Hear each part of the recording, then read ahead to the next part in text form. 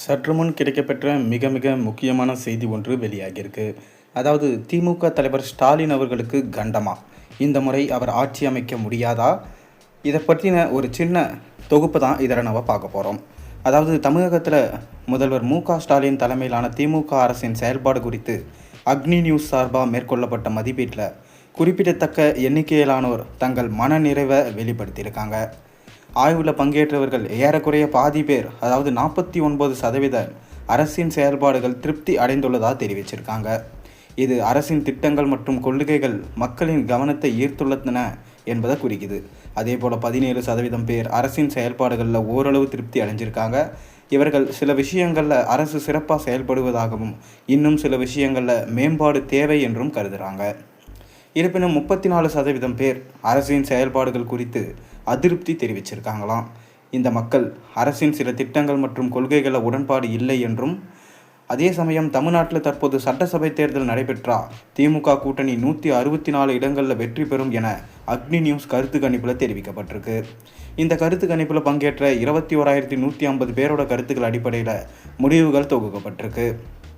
மேலும் திமுக கூட்டணி 164 இடங்களில் வெற்றி பெறும் என கூறப்பட்டு வருது. அதிமுக கூட்டணி வெறும் 70 இடங்களில் மட்டுமே வெற்றி பெறும் என கணிக்கப்பட்டிருக்கு.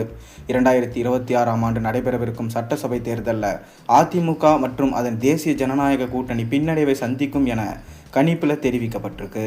அது இந்த அரசியல் கட்சிகளுக்கு ஒரு எச்சரிக்கையாகும். முன்னதாகவே கடந்த லோக்சபா தேர்தலில் திமுக 39 இடங்களில் வெல்லும் என்று இந்த நிறுவனம் துல்லியமாக கணித்திருந்தாங்களாம். தேர்தல் முடிவுகள் குறித்து வெளியான இந்த கணிப்பு தமிழக அரசியல் வட்டாரத்தில் பெரும் பரபரப்பை ஏற்படுத்தியது. இந்த கணிப்பு அரசியல் கட்சிகள் வியூகங்களை மறுபரிசீலனை செய்ய தூண்டும் வாய்ப்பு இருக்கு. மேலும் வாக்காளர்களின் ஆதரவை பெறுவதில் கட்சிகள் கவனம் செலுத்த வேண்டியதன் அவசியத்தையும் இது உணர்த்தது.